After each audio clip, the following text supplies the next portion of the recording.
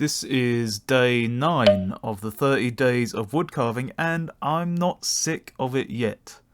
Hopefully you aren't either. In this episode, I'm going to show you how I carve a feather. I realise the title is How to Carve a Feather, but I'd like to reiterate, as I often do, that there are many different ways to carve a feather, or to carve anything, not just one. So please look around and experiment to find the one that suits you the best.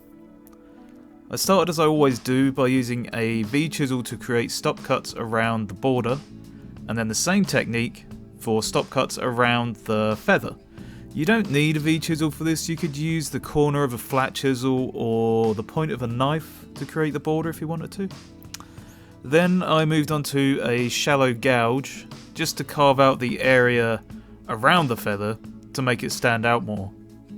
When that area is cleared, I move on to the central vein of the feather, which I guess is called the quill. I actually have no idea. Because of the grain orientation, this area was kinda hard to shape and chipped out a lot, but I did the old trick of just carving deeper and carving more carefully to get the quill to look the way I wanted. So at this point, I'd like to thank my patrons for helping to support my channel. And this week, we have 2 new members, Donita and Whittle Owl and Martin Woodspirit. Your support helps me make better and more ambitious content, so thank you very much. I wanted to make the barbs of the feather curve up and down from the quills, so made the middle section higher. Then I figured out which parts of the feather barbs I wanted to be separated from each other, kind of creating gaps in the carving to make it look more interesting. I went for the corner of my bendy boy chisel for this, probably my favourite chisel if I'm honest.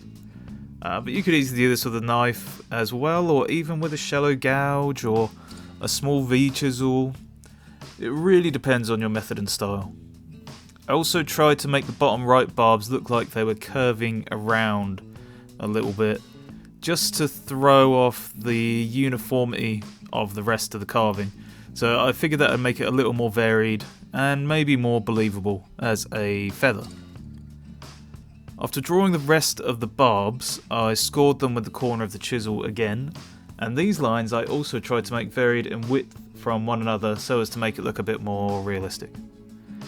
At this point I realised that I wanted to make the barbs different levels to the other barbs around them, so I think that would give the feather more depth. I think at this point it was a matter of the chisel I'm currently holding is the right chisel for the job, because for some of these areas my tiny handmade chisel would probably be perfect for it. And I think that can be a bad habit, but also good in some ways, because you learn how to do multiple things with one tool rather than thinking you need a million different tools to achieve the effect you want, though eventually I did use my tiny chisel for some of the different levels. Then I just applied a little bit of boiled linseed oil and wiped it off, and when we finish this whole board I'm going to give the whole thing another wipe of oil, or another 2 maybe. Thanks very much for joining me. Next time I'm thinking we'll do the scallop shell. Hopefully you can join me for that one. See you soon.